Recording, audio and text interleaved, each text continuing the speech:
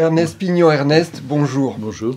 Artiste plasticien, pionnier de l'art urbain en France. Nous avons la chance d'être aujourd'hui dans l'un de vos ateliers. Depuis plus de 50 ans, vous apposez des images sur les murs des cités du monde. Le pochoir, les esquisses au fusain, la sérigraphie.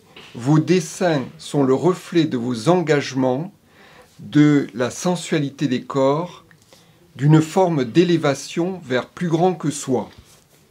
Toute votre vie, vous avez cherché à ouvrir les esprits sur la réalité du monde.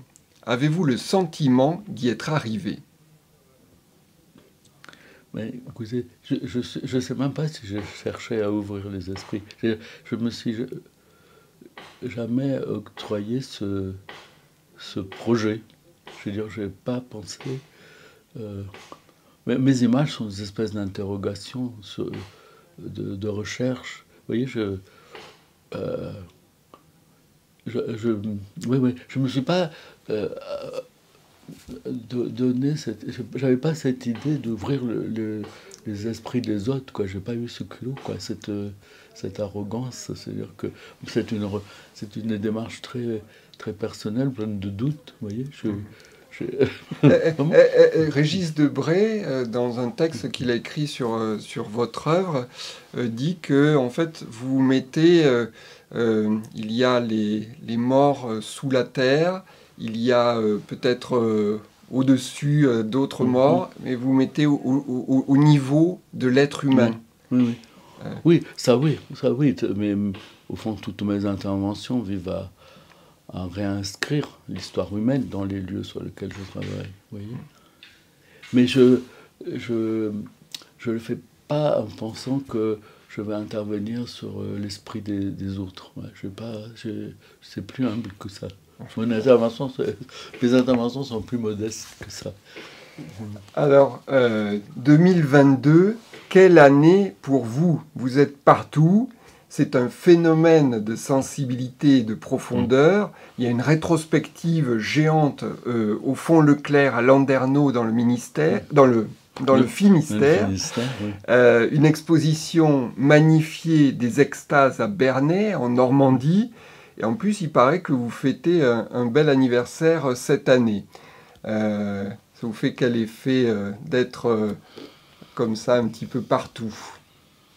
Ouais, ça m'inquiète plutôt, quoi. Comme l'anniversaire aussi, quoi. Je veux dire, j'ai l'impression que c'est pas moi. Vraiment, l'autre jour, j'ai croisé Daniel Pénac à la radio. On a le même âge. Il sortait d'un studio, il me dit, ils ont dit mon âge.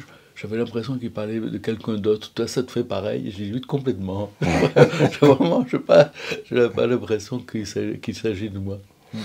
Et l'aspect rétrospectif, le fait à Landerneau d'avoir... C'est double, vous savez. Donc, je suis très flatté de cette exposition à Landerneau, parce que j'étais allé là-bas pour voir Picasso et Giacometti. Vous voyez, donc, alors, d'être programmé dans la même filiation, c'est une espèce d'honneur. Ouais, ça, je suis très sensible. Même ça m'angoisse un peu. On va voir comment ça sera reçu, quoi, vraiment. Mais, comment dire, c'est vous qui me faites penser qu'à cette accumulation en 2022.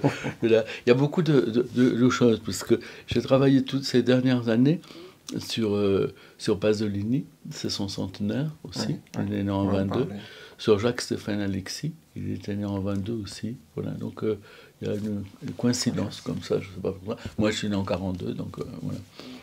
Alors, Jean Deloisy, le commissaire de l'exposition à Landerneau, dit qu'on ne sort pas indemne de cette visite. Votre ami Pierre-Louis Basse, à Bernay, vit un rêve éveillé à l'approche des extases. Vous, quel est votre sentiment quand même autour de cette forme de célébration de votre parcours Encore une fois, vous êtes quelqu'un qui aimait être à hauteur d'homme, néanmoins. Ouais, enfin, je suis plutôt un peu mal à l'aise. Je me sens pas il y a peut-être un truc.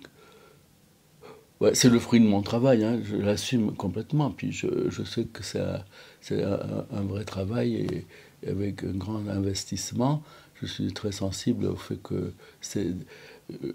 que Pierre-Louis Basse et Jean de Loisy se soient investis comme ça dedans, parce que cette attention que Jean de Loisy décide d'être commissaire de l'exposition, c'est assez important parce que c'est un grand professionnel, c'est un des types qui a déterminé beaucoup de choix de l'art de ces dernières décennies.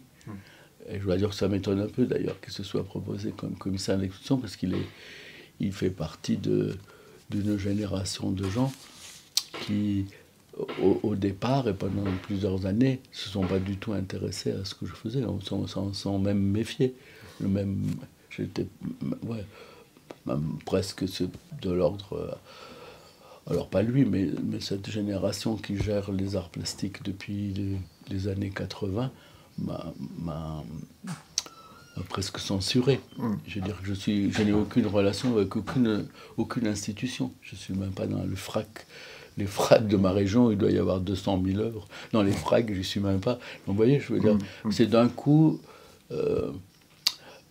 en même temps, moi, je me plains pas parce que mon travail a eu, malgré ce rejet, enfin ce manque d'attention à mon travail a eu beaucoup d'écho parce que, par exemple, je suis présenté comme le premier qui a eu cette démarche qui fait de la rue un matériau plastique et symbolique. Donc, mon travail a eu... Ouais, il y a une multitude de livres. Vous avez des livres qui témoignent de l'attention. Oui. Et puis, de nombreux artistes se réclament de votre filiation, hein, JR, Banksy. Les gens comme JR, c'est important. En effet, Banksy a dit que j'avais fait ça longtemps avant lui, en effet. Et dans les ouvrages que vous avez, là, les penseurs de notre temps, là, comme Jean-Luc Nancy, Virilio, Régis Debray, Onfray... Marie-Josée Manzin, les gens qui ont pensé sur l'art ont manifesté beaucoup d'attention à mon travail, quoi. Donc ça me rassurait. Comme j'ai pas une grande estime pour les gens qui ont géré les arts depuis quelques années. Donc, de toute façon, vous êtes toujours hors des galeries, hein, c'est le principe même de votre œuvre. Oui, mais là, il y a eu un malentendu. Souvent, il y a eu un malentendu. Beaucoup de gens de mon âge, de ma génération, on fait des déclarations dans les années 68, tout ça, anti-musée, anti-galerie, tout ça. Et comme j'interviens dans la rue, on m'a associé à ça. Moi, je n'ai jamais tenu ce discours. Je crois que les gens qui étaient anti-musée sont toujours des nantis. C'est des gens qui avaient accès. Vous voyez, moi, donc vous n'êtes pas anti. Non. Le grand malentendu, c'est ça. C'est que beaucoup de gens, de façon un peu simple au fond, dans le contexte gauchisant là, de ces années-là, on pensait que j'intervenais dans la rue contre les institutions et contre les lieux d'exposition.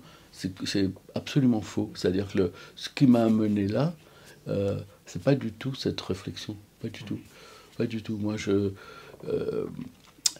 j'ai été amené à travailler in situ, donc à faire des œuvres qui s'inscrivent dans l'espace qu'on partage, parce que par des échecs sur la peinture. C'est-à-dire que je donne un exemple, hein, ou peut-être deux exemples. En 1965, je gagne un peu d'argent, je gagne assez d'argent pour vivre un an. Jusque-là, je travaillais à mi-temps. Moi, je travaille depuis que j'ai 15 ans et demi, je travaille chez un architecte. Surtout chez un architecte. Et puis dès que j'ai eu un salaire assez convenable, je n'ai plus travaillé qu'à mi-temps. Et puis je faisais de la peinture. Voilà. Et puis en 65, donc, circonstance, je fais le plan de la villa d'un dentiste et je me rends compte qu'avec cet argent, je peux vivre un an. Et alors je décide d'arrêter de travailler, de me consacrer complètement à la peinture. Comme j'ai une vision un peu mythique du Vaucluse, que je rêve de Toscane, vous voyez, je pars vers le Vaucluse à cause de Pétrarque, de René Char, du Mont Ventoux, tout ça, et j'achète une camionnette, de la toile, des pinceaux, et je pars pour m'installer peintre dans le Vaucluse. Et je loue je trouve dans un village que je vois de loin depuis Vénasque, je trouve très beau, je dis je vais là. Voilà. Dans ce village Métamis, je trouve un ancien café fermé, je le loue comme atelier, et je tends des toiles, je me dis je vais peindre quoi. Et puis j'apprends, c'est René Char, qui à quelques dizaines de kilomètres s'installe la force de frappe atomique, le plateau d'Albion. Et donc j'étudie un peu ce que c'est. Maintenant, je crois qu'on peut dire que c'est presque 1000 fois Hiroshima, quoi. C'est une puissance de mort terrible, quasiment enquistée sous les champs de lavande ou les amandiers en fleurs, quoi, la beauté, quoi. Voilà. Donc je me dis, voilà, là, il y a un thème. Voilà, parce que pour faire de la peinture, ma référence, c'est Guernica, quoi, vous voyez. Et alors justement, à l'origine de vos travaux, vous le dites, il y a une photo d'une trace humaine vitrifiée suite au bombardement d'Hiroshima. C'est ça, c'est complètement, c'est ça. C'est-à-dire, je voulais faire une peinture sur ce thème, je me rends compte que c'est pas possible, que ça m'est impossible, que c'est même, que c'est pas possible. Que, en l'occurrence, c'est le territoire qui a été comme dévoyé par cette insertion de cette force de mort. Parce que c'est pas seulement... C'est un tournant dans l'histoire de l'humanité, le nucléaire. C'est l'homme peut annihiler l'homme, et ça marque ma génération, je nais à ce moment-là. Donc, exprimer ça sur un tableau me semble impossible. Et c'est cette idée que c'est le territoire qui a été pris comme un otage, détourné de sa beauté, de ce qu'il porte, surtout celui-là. Je me dis, il faut intervenir directement dessus. Et c'est là que je découvre, en travaillant sur le nucléaire, cette photo, c'est un homme dont il ne reste que l'ombre portée. Il a été désintégré par l'éclair nucléaire, le mur derrière lui est brûlé, et il n'y a plus que son ombre portée. Voilà. Je prends cette image comme symbolique de tout ça, j'en fais des pochoirs, et je les implante sur toutes les routes qui vont vers le plateau d'Albion, sur les rochers, voilà. C'est la première fois en effet, et je ne savais pas que ça serait ensuite la base de mon travail. Vous voyez. Oui, donc c'est tout de suite le lien entre l'œuvre et le territoire, et le lieu. Voilà. J'inscris une image humaine dans le lieu. Au fond, après, je fais que ça presque tout le temps. Mais quand je l'ai fait, je n'avais pas du tout conscience de ça, bien entendu. Je ne savais pas que j'allais continuer. Avec ma compagne, on travaillait chez Benedetto. C'était perçu un peu comme des happenings, quoi. Vous voyez, je n'ai même pas fait de photos. Vous voyez, c'était des actions qui disparaissaient. On faisait du théâtre, quand c'est passé, quoi. Vous voyez, je ne pensais pas qu'un jour ça serait exposé dans un musée et dans un bouquin, quoi. Vous voyez, c'était... Voilà. Alors, rétrospectivement, après, je me suis rendu compte que c'est à l'origine de tout mon travail et qu'il y a tout déjà là-dedans, et même un peu plus. Ça, c'est un peu sophistiqué comme réflexion, mais c'est important quand même. Vous savez, on dit que l'origine du dessin, Pline l'Ancien dit que l'origine du dessin, c'est l'ombre portée, dessinée par la fille d'un potier parce que son fiancé part à la guerre. Et donc, l'origine du dessin, c'est une ombre portée. L'origine de mon travail, c'est une ombre portée, mais c'est pas celle du soleil, c'est celle du nucléaire. Vous voyez, donc il y a un truc un peu fondamental sur mon boulot, sur mon travail, sur ce qu'il va devenir. Alors, dans les choses fondamentales, il y a le fait que vous êtes né à Nice, vous êtes un autodidacte de l'art, inspiré par Picasso, les poètes, le Quattrocento italien. Vous travaillez sur ces lieux et vous dites, cette histoire du nucléaire le dit beaucoup, vous dites que la fragilité fait partie de la proposition. Pourquoi ? C'est multiple là. Oui, quand on voit mes images, mes interventions, alors je vais reprendre, vous devrez monter probablement, mais dans cette quête qui m'a amené à intervenir dans les lieux, je vais revenir à ça. La deuxième, après avoir fait ces pochoirs-là, j'ai collé des dessins, j'ai fait différentes interventions. Je n'étais pas à l'aise avec les pochoirs, j'ai abandonné les pochoirs. Puis il arrive une sollicitation, on me propose de participer à une exposition à Bruxelles sur la semaine sanglante de la Commune de Paris. Donc je connaissais mal, je n'ai pas fait beaucoup d'études, donc je me mets à étudier la Commune de Paris. Je vois tous les espoirs, les utopies qu'elle porte, d'autres relations entre les hommes. Et tout ça, c'est un rêve. Et à l'aune de tous ces espoirs, la violence de la répression, 10 à 30 000 morts, enfin voilà. Et donc, là aussi, je me dis, c'est absurde de faire un tableau dans une galerie, c'est pas juste. Je travaille sur les plans de Paris, je regarde les lieux des dernières barricades, je fais une image de gisant, et c'est là que j'ai l'idée de construire un cadre de sérigraphie de presque 3 mètres sur 1,50 m et imprimer des images grand format. Voilà, c'est un tournant un peu dans mon travail, parce que je trouve là la technique qui correspond. Et là, c'est pour revenir au caractère éphémère.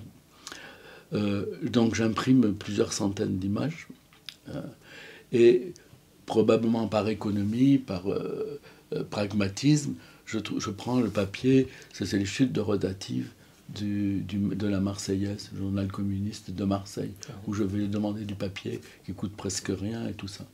Et donc j'imprime tout ça là-dessus. Et donc de là, le caractère éphémère affirmé, parce que ce papier est très très fragile. Alors que je l'ai choisi par économie, il se trouve que c'était vraiment ça qu'il fallait. C'est parce que sa fragilité, son côté très mou, quand il est détrempé de colle, comme ça, il devient très malléable. Je le fais rentrer dans la moindre infractuosité des murs, la moindre fissure. Il prend la texture des murs eux-mêmes. Vous voyez, il se nourrit plastiquement. Même le salpêtre, tout. Il se fond dedans. En quelques jours, il disparaît presque. Il fait corps avec le lieu. Voilà. Alors, mais là, pour le coup, ces personnages, vous êtes allé, pas sur les murs, mais je veux dire, sur les escaliers de Montmartre. Entre autres. Oui, dans les Charonnes, dans le métro. Oui. Mais ça, oui, en effet. Donc, c'est le côté happening. À cet aspect, oui, il y a le côté intervention happening. En même temps, c'est la base de tout mon travail, c'est que la proposition, si on peut parler d'œuvre pour une intervention comme ça, c'est pas mon dessin. Vous voyez, l'œuvre, c'est pas mon dessin. C'est à la limite, c'est ce qu'il provoque dans le lieu. Si c'est le lieu lui-même, l'œuvre. C'est le lieu travaillé par la présence de mon image. Est-ce qu'aujourd'hui on parle d'installation? Est-ce que c'est quelque chose que vous... On peut redire ça. Ce sont des installations, mais urbaines, dans la ville. Souvent, les installations dans l'art contemporain, c'est des bricolages dans les musées. Un peu de travail d'étalagiste, je trouve souvent. Mais bon, je vais être méchant. Non, donc, oui, moi, ce sont les lieux qui... ma proposition, c'est sur les lieux. C'est-à-dire, je colle l'escalier, sur les escaliers du métro Charonne. Vous voyez, ce qui est proposé, c'est le métro Charonne réactivé. C'est-à-dire, les gens passent...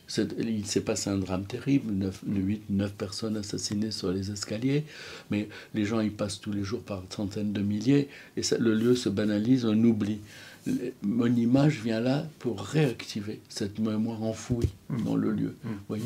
Et donc, l'œuvre, c'est le lieu... Ouais, c'est ça, ce que je vous disais. C'est le lieu travaillé par la présence de mon image qui va venir réactiver l'histoire,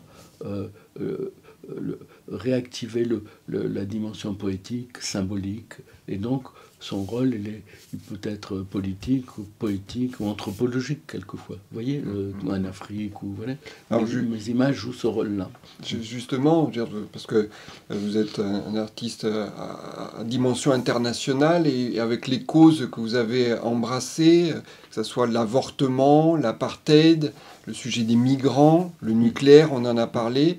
Autour de chacune de ces révoltes, ou en tout cas interpellations, vous utilisez cette image pour mettre à hauteur d'homme le sujet, c'est-à-dire toujours, en tout cas, c'est l'humain. Du regard. J'aurais inscrit oui. Et en fait, vous voulez nous interpeller Ça, je sais pas. Non, je sais. Vous avez quelquefois on dit, ouais, j'ai vu plein de gens écrire. Il veut dénoncer, je sais pas. J'interroge les choses. Il n'y a pas de mot d'ordre. Je veux même pas qu'on dise que je suis un artiste engagé. Je suis un type qui vit à notre époque, et je souhaite appréhender, interroger ce qu'on inflige aux hommes à notre époque. Vous voyez, je veux dire, moi je me sens pas, vous avez cité, je me sens proche des artistes de Quattrocento.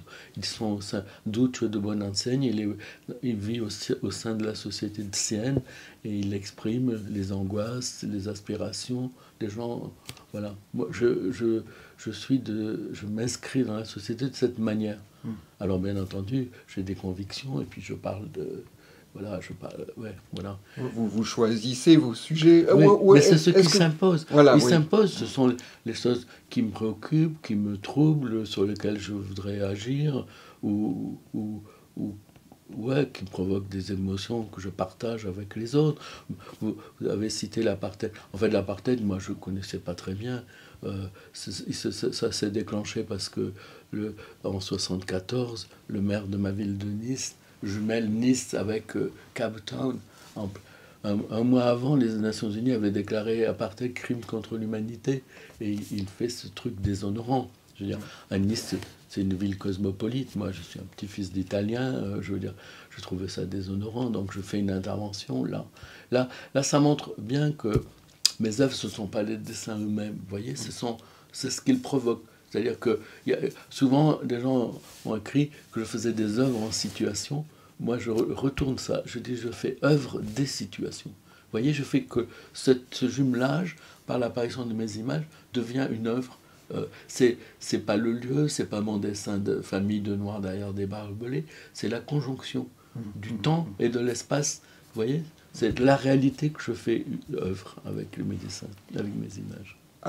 Alors, il y a cette dimension-là, et puis moi j'aimerais qu'à l'heure où la jeunesse se cherche aujourd'hui, avec une envie de changer notre avenir, j'aimerais que vous évoquiez votre Rimbaud, parce que dans les œuvres iconiques qui sont reprises partout... Ah oui, là, Rimbaud, voilà, c'est plusieurs centaines de livres maintenant. Ouais, alors, si c'est... Qu'avez-vous porté? Voilà. Qu'est-ce qui vous a inspiré? Je voulais justement, je voulais faire une image qui ne puisse pas se lire au premier degré comme un truc engagé et tout ça. Vous voyez, c'était parce que Rimbaud, c'est la rupture. C'est-à-dire après lui, on ne peut plus écrire de la même manière. Même il change notre sensibilité, notre regard sur le monde. C'est un tournant dans l'histoire de l'humanité. C'est la révolte, c'est la radicalité. Mais quand je l'ai fait, alors, on a dit c'est un Rimbaud engine, c'est pas si simple que ça. Mon dessin est fait d'après les dessins, j'ai pris en compte les dessins de Verlaine et de Récamier sur la silhouette. Ouais. Une grande veste, des pantalons très étroits, les photos de Carja et les peintures de Fantin-Latour pour faire mon image. J'ai vraiment travaillé le dessin. Mais c'était l'idée, le type il a un truc sur l'épaule, c'est l'homme qui marche, je l'ai collé sur l'autoroute de Charleville jusqu'à Paris. Au fond, ça pouvait être Dylan, Kerouac, James Dean. Vous voyez, c'était un peu une image. D'ailleurs, voilà, c'est une image de la jeunesse, de la mise en cause. Voilà. Et d'ailleurs, effectivement, il parle aujourd'hui. Oui, c'est une figure. Encore aujourd'hui. Ouais. Il y a un livre qui est sorti cette semaine, vous voyez.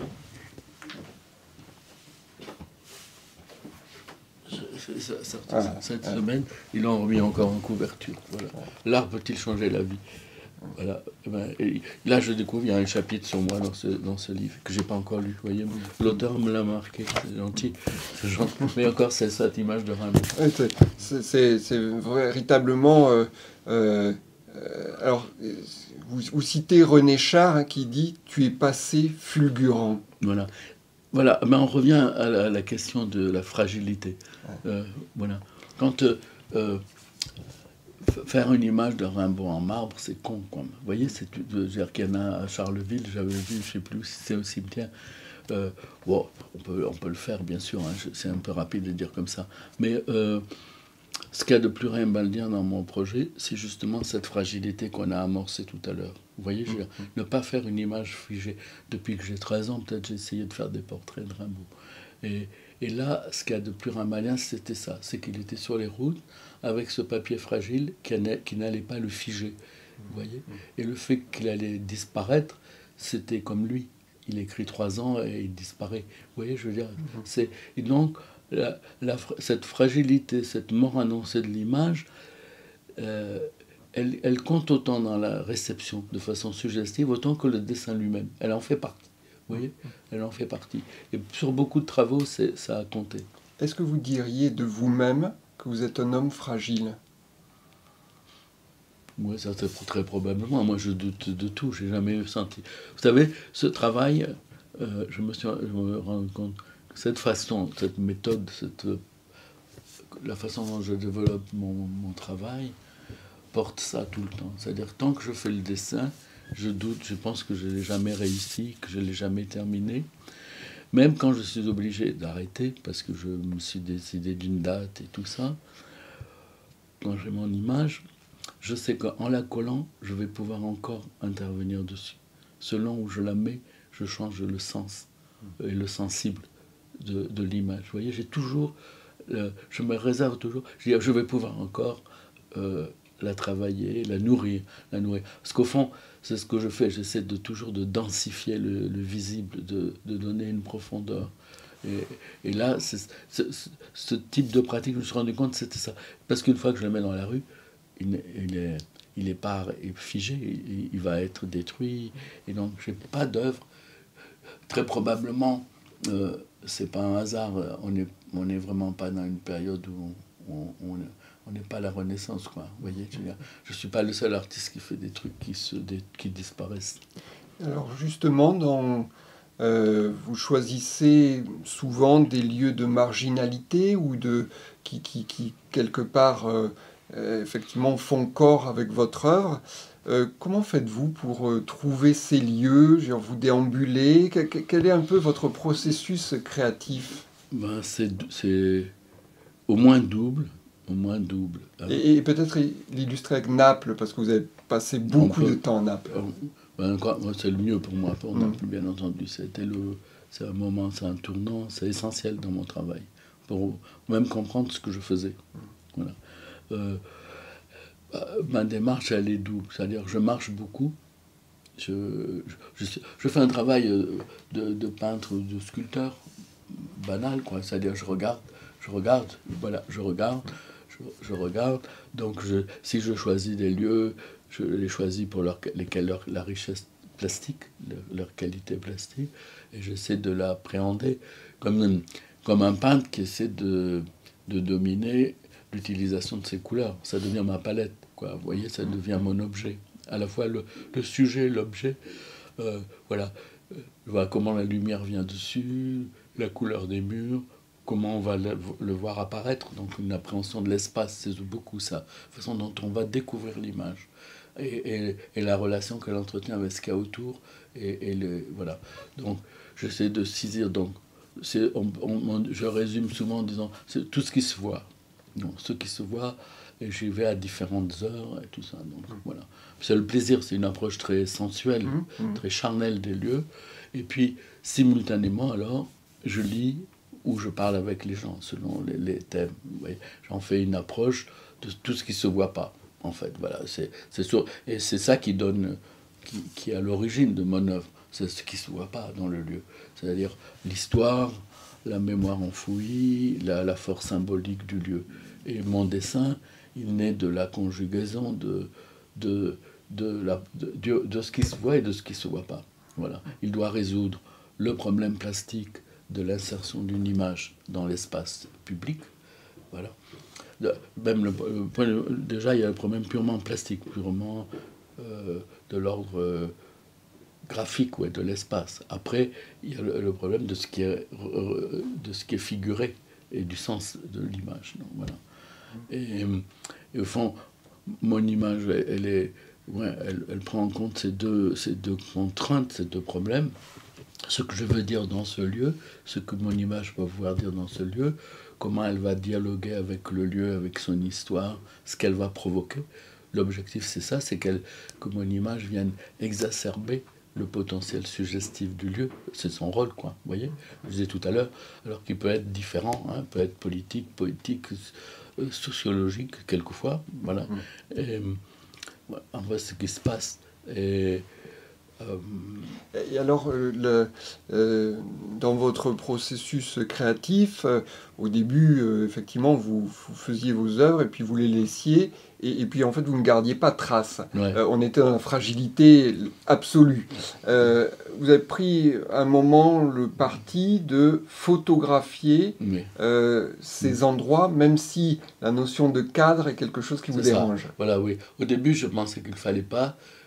Je pensais comme des actions, ce que je disais tout à l'heure, l'idée d'un happening, une chose qui disparaît. Parce que l'idée de cadre, ma proposition, elle a une singularité, elle est originale. Si on met un cadre, ça en fait un objet, au fond, plus courant, un objet plastique plus courant. Donc, je faisais pas de photos. Et je refusais d'en faire, parce que même pour le plateau d'Albion, ça me serait facile de les refaire, de les mettre en proche. Je sais où je les avais mises, il y a des lieux qui existent encore, mais par principe, parce qu'en 66, on n'avait pas tous un appareil de photo dans la poche, et puis je ne pensais pas photo. Et ouais, peu à peu, donc on peut dire seulement qu'en vieillissant, je suis moins radical. C'est moins radical. Vous n'êtes pas en bourgeoisie, j'espère. Non. Non, mais c'est parce qu'après, j'ai vu qu'il y avait des gens ont fait des photos de mon travail, et alors je préférais les faire moi. Parce qu'en fait, moi, je compose la photo. Parce que je mets mon image à un endroit, je sais pourquoi, quelle relation elle a avec la symbolique de l'église de Naples, si c'est un ex-voto de la Grande Peste, et s'il y a une représentation de la mort, vous voyez, je mets en relation avec l'histoire du lieu et avec ses qualités plastiques. Donc, en fait, mes photos, elle est composée par mon collage, complètement. Il n'y a qu'à se mettre devant et faire clic-clac. Non. Donc, je préfère les faire moi. Et ça a eu l'avantage, les photos, de pallier à une mauvaise interprétation de mon travail. Pendant longtemps, comme j'investis beaucoup dans le dessin, des gens considéraient que l'œuvre, c'était mon dessin. Vous voyez ? Voilà. Et ils ne comprenaient pas, même à la galerie, des gens disaient, vous voulez acheter que le dessin, voilà. Et donc, c'est ne pas comprendre mon travail. Vous voyez ? Et la photo a affirmé que s'il y avait une œuvre, c'était l'ensemble, cette relation. Je vous propose que pour la suite de notre échange, on se déplace un petit peu dans cet espace qui est votre atelier. Oui. On va faire juste un changement de place. D'accord, pas de problème, bien sûr. Pasolini, l'écrivain, le cinéaste, aurait eu 100 ans cette année. Vous avez fait cette œuvre qui et la couverture de ce livre c'est un dessin qui est encore en place à Rome, ça. Les gens ont reçu des photos il n'y a pas longtemps. Il est déchiré, mais il est encore là. Il est encore là. Pasolini, il aurait eu 100 ans cette année, avec une œuvre à la fois mystique, politique et poétique. Son œuvre va de la flamme aux ténèbres. Quelle part de lui avez-vous voulu partager avec ce gisant? Cette image, déjà, elle est déclenchée parce que je découvre un moment qu'il y a 40 ans qu'il a été assassiné et qu'il nous avait prévenus, en quelque sorte. C'est un peu comme... C'est un voyant. Les poètes sont des voyants, quoi. Les poètes sont des voyants. Ils voient venir toute cette déshumanisation que porte avec lui cette forme de capitalisme qui se basait sur la consommation et tout ça. Il voit venir tout ça, il nous prévient. Il nous dit l'appauvrissement culturel de la société, ce côté dévoyé de... Il voit même dans des signes de choses qui apparaissent comme très positives au début des années 60. Il voit que c'est un hédonisme bidon, ce sont des tolérances qui vont être le prétexte à la marchandisation du corps. Qui sont détournées. Ce sont des fausses tolérances, des fausses libertés qui apparaissent. Ils sont à venir tout ça. Il nous annonce tout ça. Il prévient. Il meurt avant Berlusconi, vous voyez. Il meurt avant. Et en fait, il nous prévient de la société berlusconienne et ubérisée qui arrive, quoi, vraiment. Et son œuvre, c'est... pour moi, elle est essentielle. C'est l'exemple. C'est l'exemple. C'est-à-dire qu'il a cette capacité de se saisir des grands problèmes contemporains, très, très pragmatiques. Mettons, dans Mama Roma, il s'agit du problème de l'emploi d'un jeune, de l'emploi, d'un logement, d'une inscription sociale. Dans des problèmes très concrets comme ça, il les aborde nourris d'un ancrage aux grands mythes fondateurs, aux grandes voies du passé. Vous voyez, tout le temps. Il fait de la vie de quelqu'un de très modeste, mais dans la Catone, par exemple, il donne une dimension mythique, mythique, ouais, épique et mythique. Ouais, il a ça tout le temps. Cette façon une espèce de simultanéité du temps, vous voyez, de rendre toujours présent l'histoire et l'histoire de l'art. Alors justement, vous-même, dans votre œuvre, vous faites des clins d'œil appuyés à l'histoire de l'art. Le Caravage, le Gréco, Picasso. Qu'est-ce que vous allez puiser chez ces grands maîtres ? Ce qui fonde tout mon travail de Naples, au fond, correspondait à cette nécessité d'aller interroger ce qui fonde ma culture, si vous voulez, ma culture de méditerranéen, de latin, ouais. On a la chance quand on est peintre, de naître dans cette sphère. Dans ce côté de la Méditerranée, creuser. Et même si on n'est pas croyant, moi je suis athée, mais je me réjouis de ce dogme du dogme de l'incarnation, toute cette iconographie chrétienne. Je veux dire que c'est un cadeau. Je citais tout à l'heure Duccio, Masaccio, Giotto, puis Caravage. C'est une grande richesse qu'on leur doit, quoi. Vraiment. C'est-à-dire cette extraordinaire, je ne sais pas comment la qualifier, cette façon d'avoir réussi à faire entrer le temps mythique dans le temps historique avec le Christ. Et à hauteur d'homme. Complètement. Voilà, c'est un cadeau. Moi, je travaille que là-dedans. Je veux dire... Et alors, justement, on va parler des extases. Dans les frères Karamazov, Alyosha dit « Quelqu'un a visité mon âme en cet instant, après une extase.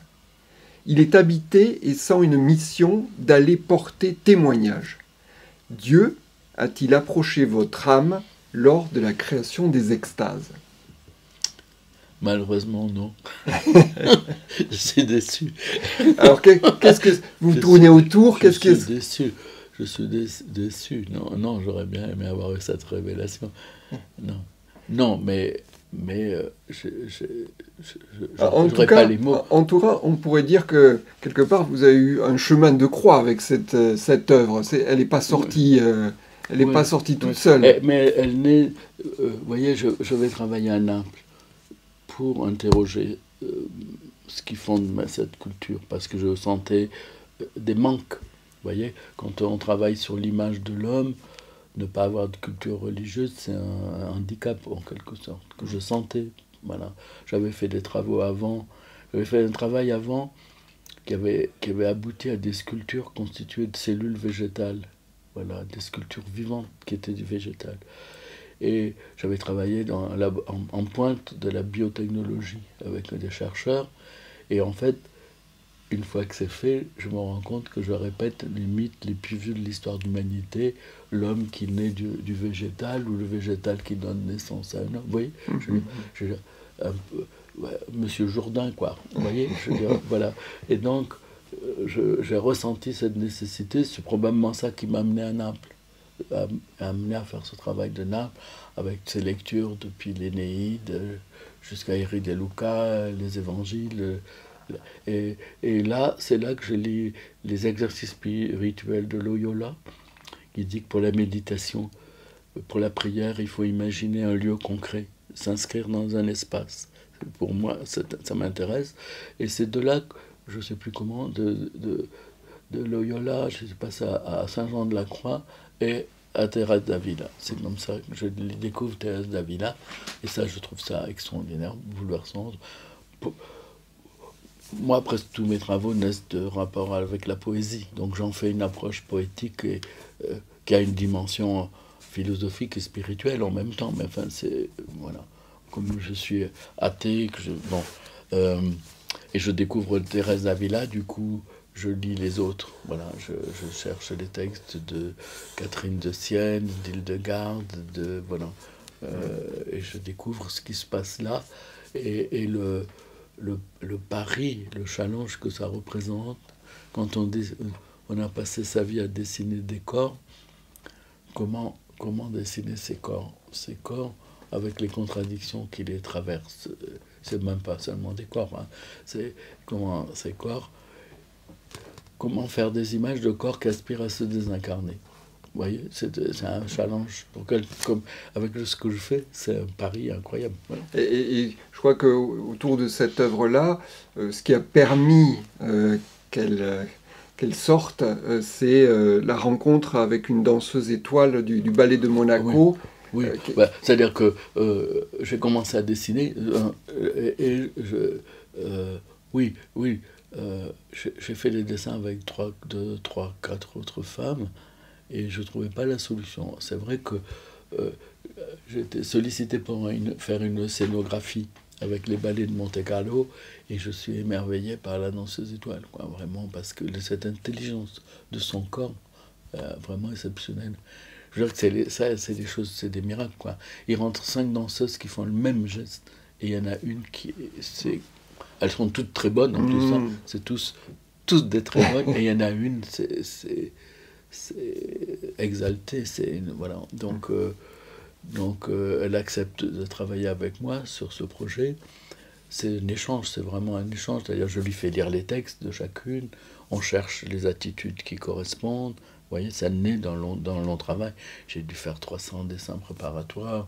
J'ai dû abandonner 10 fois le projet parce qu'il me semblait impossible. C'était inaccessible. Chaque fois que j'allais à Rome, que j'allais voir la Thérèse du Bernin, je rentre et je disais, bon, vaut mieux que j'arrête. Vous voyez, tu ne peux pas. C'est quand on se coltine avec ça. C'est comme au début que je me suis coltiné avec Caravage. Vous voyez, je veux dire que c'est quand on se met ça dans le rétroviseur, après... Le maître écrase l'élève. On est écrasé, voilà. Et donc, c'est d'une part, ouais, en effet, j'ai pu le faire grâce à Bernice, grâce à son intelligence, sa patience, et puis son intelligence du corps, vraiment. C'est une grande complicité. Et alors, on va parler de ces différents personnages. Aujourd'hui, en fait, donc en 2022, Extases, c'est l'exposition que les Français peuvent admirer à Bernay, en Normandie. 8 portraits de femmes où la sensualité se mêle au désir de partager la passion du Christ. Il y a Marie-Madeleine, Hildegarde de Bingen, Angèle de Foligno, Catherine de Sienne, Thérèse d'Avila, Marie de l'Incarnation, Louise du Néant et Madame Guyon. Ce qui lie ces femmes, c'est leur volonté, leur désir d'être les épouses du Christ. Voilà, de partager les douleurs de façon ambiguë, les douleurs de la passion. C'est ce masochisme catholique. Elle s'inflige des choses, des humiliations, des souffrances physiques très exacerbées, terribles, comme ça. En même temps, elles en jouissent, elles le disent complètement. C'est incroyable. La sculpture du Bernin dont je parlais, c'est 8 lignes de Thérèse. Elle dit: un ange m'est apparu, très beau. Il avait un dard dont, autant elle dit, donc je me souviens, le bout était brûlant, qui m'a planté dans la poitrine jusqu'au fond des entrailles. La suavité était si grande que je n'avais pas envie que ça cesse. Suavité spirituelle, bien sûr, mais le corps y a sa place, et même beaucoup. Elle dit, et même beaucoup, voilà. En fait, c'est ce qui se passe pour toutes, quoi. Elles disent des choses incroyables. Alors, Angèle de Foligno dit qu'elle peut aller entièrement nue à la croix. Son confesseur dit, quand elle est en relation avec notre Seigneur, Angèle devenait un esprit sans corps. Elle oubliait de manger, elle oubliait de boire. Et puis il dit, mais son corps était éblouissant, ses lèvres rouges, ses yeux, il craque complètement. Je veux dire, il y a ça chez toutes, et en même temps, en refus de la chair, elles veulent se punir leur corps tout le temps. La difficulté, le pari, là, c'est ça, comment exprimer ces choses aussi contradictoires. Tout ce qui est de l'ordre de la sensualité, du désir, c'est mon plaisir de dessiner, et d'avoir une femme comme Bernice comme modèle, vous voyez. Donc ça, je trouvais, avec des doutes, avec des inquiétudes, parce que c'est très compliqué. Je voulais pas qu'il y ait trop de pathos, fermer les yeux, faire quelquefois Angèle de Foligno qui a les grands bras ouverts, les jambes aussi. J'ai recommencé plusieurs fois. Finalement, j'ai fait disparaître son visage parce que ça ajoutait trop de pathos. Donc sur chacune, il y a tous ces problèmes. J'essayais vous faisiez allusion aux citations pour Thérèse d'Avila, je l'ai mis dans la même position que la Thérèse du Bernin. Pour Marie de l'Incarnation, je suis parti d'un poème de Pierre-Jean Jouve qui décrit une peinture de Sodoma à Sienne. Vous voyez, c'est nourri aussi de choses de cet ordre. La Marie-Madeleine, elle vient de Caravage, un tableau de Caravage. Mais non, une fois que je me suis heurté à comment exprimer la singularité de l'exposition de Bernet, de ce travail sur l'extase, c'est que tout ce qui est de l'ordre de cette sensualité passe par mes dessins, mais après j'étais bloqué avec ça. Oui. Donc, oui, tout ce qui est dehors de la sensualité, c'est passé par mes dessins, bien entendu, qui ont été très longs à élaborer, avec beaucoup de doutes, que j'ai abandonnés des tas de fois, tout. Et l'expérience de la rue m'a montré que le papier n'est pas seulement un support pour l'image, c'est pas qu'un support. Il peut être un élément plastique compte autant que le dessin. Vous voyez, pour les images que je fais dans la rue, on y faisait allusion, sa fragilité est un élément suggestif qui intervient dans l'image. Il intervient dans l'image même. Et donc, là, je lui ai donné encore plus d'importance parce que j'ai travaillé sa forme. J'ai travaillé la forme des feuilles. Et je leur ai donné une espèce de fluidité qui est complètement en contradiction avec le caractère charnel des dessins. Vous voyez, donc les feuilles ont une courbure. Voilà, deviennent comme des voiles, ont une espèce de légèreté, de transparence, et travaillent l'espace. Ils sont presque en contradiction. Il y a du charnel d'un côté, et de l'autre côté, il flotte. Il y a ouais, je ne trouve pas d'autre mot, quoi. Ce sont comme des voiles, des transparences, des choses de cet ordre. Ils travaillent l'espace, d'autant qu'ils sont implantés sur un plan d'eau. Voilà, c'est la troisième dimension. Voilà, et que dans ce plan d'eau, du coup, on les voit à l'envers et ils ont l'air de flotter dans l'espace du lieu qui se reflète. Vous voyez, il y a un travail plastique de cet ordre. Tout naît complètement de la lecture, c'est-à-dire que la sensualité, le refus du corps, ce désir de partir en lévitation. Donc, je le traduis par cette mise en cause du dessin en travaillant la feuille, qui est comme en contradiction presque avec le dessin lui-même. Et le plan d'eau naît complètement des métaphores. Toutes ces femmes ont des métaphores liées à l'eau. Julia Kristeva, en parlant de Thérèse, dit cette femme est un ruissellement constant. Voilà. Sauf Catherine de Sienne, c'est toujours le sang. Mais sinon, les autres ont toutes des métaphores liées à l'eau. L'idée qu'elle tombe d'abîme en abîme jusqu'à l'abîme de la mer, où je deviens la mer même, dit Madame Guyon. Vous voyez, c'est presque Rimbaud en plus. Elle est retrouvée, l'éternité, c'est la mer, elle est avec le soleil. C'est presque Rimbaud, quoi. Voilà. J'aimerais que on profite du lieu où nous sommes pour que vous nous commentiez une œuvre. Celle-ci, c'est une Ça, c'est une évocation de Robert Desnos. Oui, c'est un peu le hasard que nous trouvons là. Oui, je sais. Alors, voilà. Non. Je suis passionné par l'œuvre de Robert Desnos, qui me semble, avec Nerval, les deux plus poètes que je préfère. Et là, c'est avec une grande liberté que je fais allusion à son personnage, Louise Lam. Son personnage, corsaire sanglot, la suit dans la rue de Rivoli. Elle a un manteau de fourrure et on comprend dans son texte qu'elle se déshabille dessous, il ramasse ses bas, sa culotte, tout ça. Voilà. Et alors, comme c'est une interprétation. C'est en forme de colonne, vous êtes allé afficher ça rue de Rivoli. Oui, le long de la Rivoli, là où le texte développe. Puis jusqu'à l'entrée des Tuileries, parce que dans son livre La liberté ou l'amour ou la mort, ça se termine aux Tuileries, mais pas du tout de cette façon. Non, moi j'interprète les poètes. J'ai pas illustré Robert Desnos, mais j'ai collé une image de Robert Desnos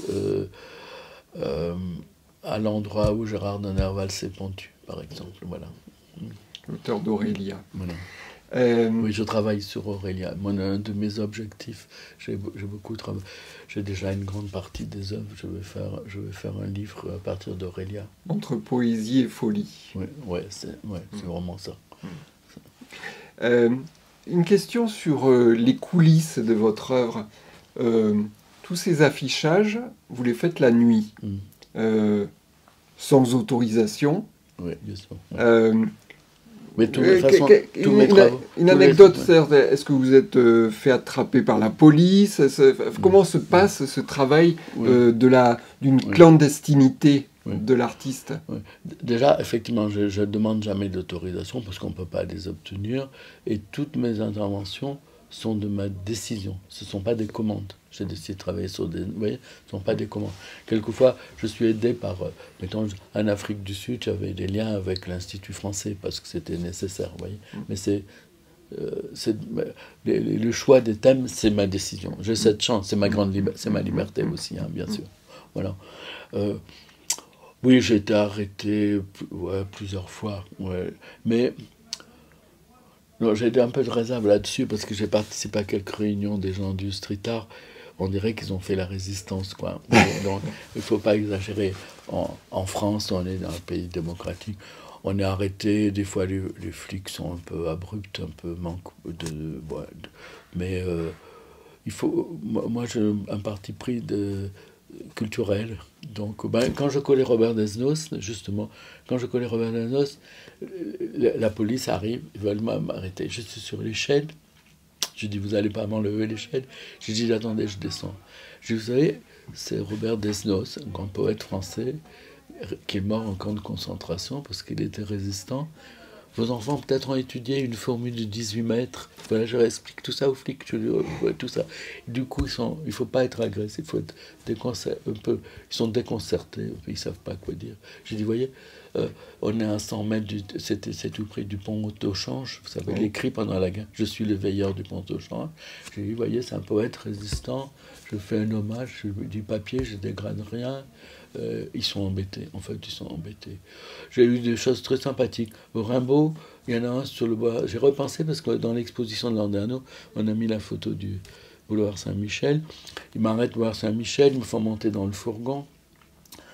J'avais qu'une angoisse, c'est pour la voiture, qu'ils vous trouvent des trucs sur la voiture. Heureusement, elle était plus loin, ils n'ont pas vu. Donc, ils me rentrent dans le fourgon, il y en a un qui devait être un peu sous, qui gueule, qui m'engueule. Ça, vous salopez Paris, tout ça, je ne lui réponds pas. Son copain lui dit, mais arrête, tout va bien, il s'en fout. et vraiment, au fond du fourgon, un flic très jeune, il me dit, mais c'est Arthur Rimbaud que vous connaissez. Vous savez, je connais par cœur, tout ça. Donc, vous voyez, il y a des trucs sympathiques. À Naples, pire. Naples, alors, si je vous parle sur ce qui m'arrive à Naples, alors avec la police ou les voleurs la nuit, tout ça. À Naples, des flics, j'ai collé une image très haut aussi. Avec les échelles, ça pose des fois des problèmes. Donc, des gens ont dû prendre que ce soit des voleurs. Donc, ils ont appelé les flics. Il arrive 3 flics napolitains. Jean, t-shirt, la barbe de 3-4 jours, là, comme dans les pubs de parfums, quoi. Beau mec brun, comme ça. Ils arrivent, un avec le pétard à la main, c'est les mecs qui courent, les dealers. Ouais. Il ressemble complètement au dealer. Mais donc, il arrive, il me voit sur l'échelle, il me fait signe de continuer, il voit que je colle un dessin. Quand j'ai fini, je me retourne en haut de l'échelle et je fais comme au théâtre, quoi. Je fais comme ça, je salue. Alors, ils m'applaudissent tous les trois. Il y a 3 heures du matin, 3 flics, il met son pétard, il m'applaudit. Puis je descends et il me dit c'est une citation d'Artémisia que tu colles. Vous voyez? Voilà. Bon. Alors là, Des c'est petites pépites de la vie. Ça, c'est le rêve, quoi. Voilà. Non, donc, ouais, j'ai pas eu de vrais problèmes. J'étais arrêté 50 fois, mais c'est banal. C'est vraiment, il n'y a pas de quoi faire. J'ai fait un peu attention. J'ai pas été attrapé au Chili. J'ai collé des Néroda du temps de Pinochet. Oui, oui. Donc ça, ouais. J'étais surtout inquiet pour mes amis chiliens. Je voulais pas qu'ils y aillent. Parce que moi, on m'aurait mis dans l'avion, on m'aurait viré, quoi. C'était pas plus alors que ça. Alors que pour eux, les conséquences auraient été voilà. plus... Oui. Mais ils tenaient à venir coller. Donc là, c'était... Voilà. Au Chili, et les derniers, c'est... J'ai collé dans une maison que l'armée israélienne venait de faire sauter en Palestine. Voilà. Ouais. Mais on n'a pas été attrapés, ils ne m'ont pas vu, tout ça. J'ai collé une image de Mahmoud Darwish, le poète, qui dit ça, on détruit les maisons comme on détruit les hommes. Voilà, il a un poème qui dit ça, qui est bouleversant. Voilà. Ernest Pignon-Ernest, merci pour cette évocation de votre œuvre et qui permet de mieux comprendre. Votre œuvre, c'est comme une empreinte de quelqu'un qui serait passé et qui ne serait plus là. Un peu comme le suaire de Turin. Ouais, je vis ça, oui. Quelle empreinte Ernest Pignon-Ernest aimerait laisser? Je ne vais pas la privilégier. C'est un ensemble, vous voyez, c'est toutes ces images humaines que j'ai... Il n'y aurait pas une particulièrement. Au fond, je ne sais pas vraiment. Moi, je ne sais pas si je suis digne de laisser une empreinte. C'est une œuvre et chacun la prend. Je ne sais pas. Oui. Elle est un peu l'ensemble du parcours fait un tout. Vous voyez, cohérent. Une image, un thème que j'ai abordé m'a amené à l'autre. Vous voyez, c'est une espèce d'interrogation permanente. Je ne vois pas. Il n'y a aucune de mes images qui est manifeste ou voilà. Je partage des interrogations avec tout le monde. Quand on travaille dans la ville, c'est ça. On partage du vécu, on partage de l'espace vécu, on partage de l'histoire, on partage du symbolique. Et donc, ça affirme ce qu'on a en commun avec les gens. Vous voyez, c'est-à-dire que si les images ne sont pas détruites, c'est parce que les gens s'y reconnaissent d'une certaine façon. Aucun dessin de Naples sur plusieurs centaines a été déchiré parce que je crois que je les ai collés juste à un endroit où les gens comprennent la conjonction qu'il y a entre le moment où ils la rencontrent. Je sais que l'émotion, ce que l'on ressent quand on rencontre mes images sont indissociables de l'histoire du lieu. C'est une façon d'inscrire les gens dans le temps et affirmer que l'amnésie, c'est la barbarie, quoi. Vraiment, c'est être conscient. Voilà, je crois à une espèce de sacré laïque qui est la conscience de ce qui nous a précédés et implicitement de ce qui va nous succéder. Voilà, donc avec ces quelques mots, on a les traces et l'empreinte d'Ernest Pignon-Ernest. Merci beaucoup de nous avoir accueillis chez vous. Merci à vous pour cette attention à mon travail. Merci. Merci.